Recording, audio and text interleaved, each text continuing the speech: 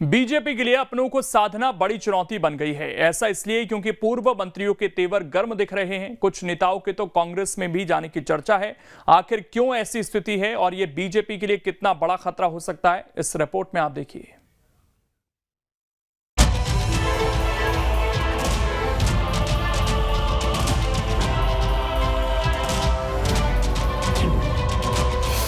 अपने ही बढ़ा रहे बीजेपी की टेंशन।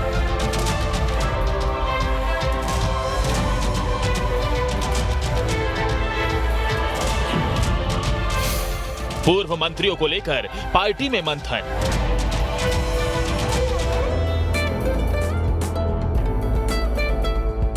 जो चेहरे सालों तक बीजेपी में चमकते रहे, उनकी चमक कुछ फीकी हुई तो पाला बदलने की बात करने लगे। पूर्व मुख्यमंत्री कैलाश जोशी के बेटे दीपक जोशी ने तो ये संकेत भी दे दिए हैं कि वो कांग्रेस में शामिल होंगे। कयासों के आसमान में कुछ और पूर्व मंत्रियों के भी नाम हैं, जो टिकट नहीं मिलने की सूरत में पार्टी से किनारा कर सकते हैं। कांग्रेस इसका फायदा उठाना चाहती है। कहा जा रहा है कि कांग्रेस पूर्व मंत्रियों पर डोरे डाल रही है।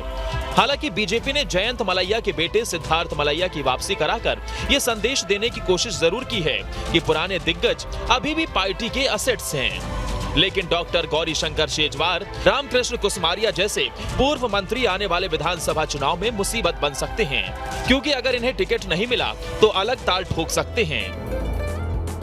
हमारे वरिष्ठ कार्यकर्ता हैं, मेरे साथ मंत्रिमंडल में रहे हैं, बहुत योग्य व्यक्ति हैं, समर्पित व्यक्ति हैं और राजनीतिक संत जिन्हें कहते थे, जिस वृक्ष की छाया में नरोत्तम जैसे अनेक लोग पार्टी से जुड़े और विकसित हुए, दीपक हमारे ऐसे कार्यकर्ता। ये आप ही को कारण दिख रहा है, मुझे तो कहीं दिखाई नहीं दे रहा। सब साथ में, हम साथ खड़े हैं उनके। भारतीय जनता पार्टी में पूर्व मंत्री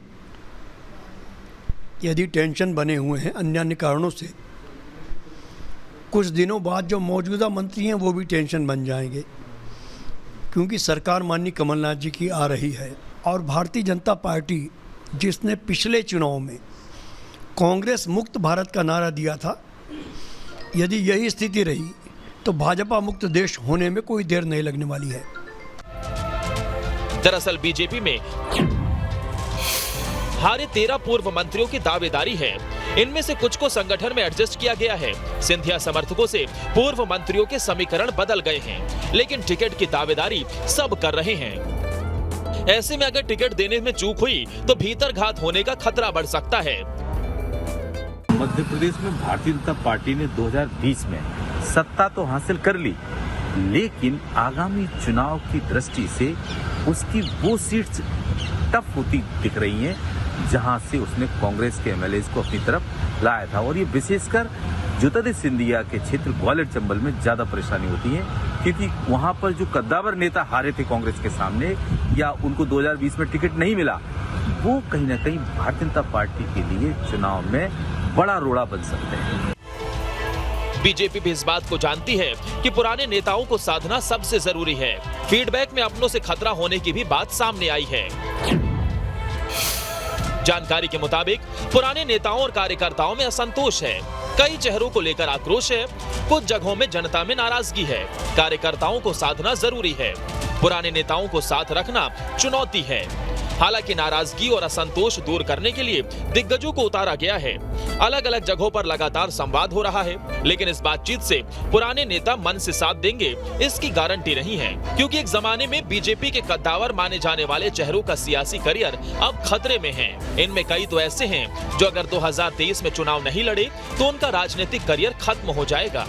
ऐसे में वो अंतिम पारी खेलने के लिए कोई और ठिकाना भी देख सकते हैं। ऐसे में अगर बीजेपी अपने घर को संभाल नहीं पाई तो चुनाव में इससे घाटा हो सकता है। मध्य प्रदेश में चुनावी वर्ष है और ऐसे में बीजेपी के अगर हम पूर्व मंत्रियों की बात करें तो कहीं ना कहीं पार्टी पर और सरकार पर टेंशन बढ़ा रहे हैं। दरअसल कल जिस प्रकार से पूर्व मंत्री दीपक जोशी ये कह रहे हैं कि वे लगभग कांग्रेस में जा सकते हैं, जिससे कहीं ना कहीं जो समीकरण है चुनाव के समय जो बनेंगे वो अभी से समझ में आ रहे हैं कि कहीं ना कहीं सिंधिया की एंट्री के बाद वो नेता जो कहीं ना कहीं उन सीटों पे पहले हकदारी अपनी बीजेपी की तरफ से जताया करते थे, शायद उन्हें इस बार मौका नहीं मिले। और यही वजह है कि अब पूर्व मंत्रियों को लेकर बीजेपी में मंथन शुरू हो गया है। देखना होगा कि पार्टी अपने रूठे हुए नेताओं को मनाने के लिए क्या प्रयास करती है। वीडियो जर्नलिस्ट प्रदीप के साथ जितेंद्र शर्मा, न्यूज स्टेट भोपाल। अब इसमें खबर तो यह है कि 2023 में अपनों को साधना सबसे बड़ी परीक्षा है। जो एकजुट रह गया उसकी जीत आसान होगी।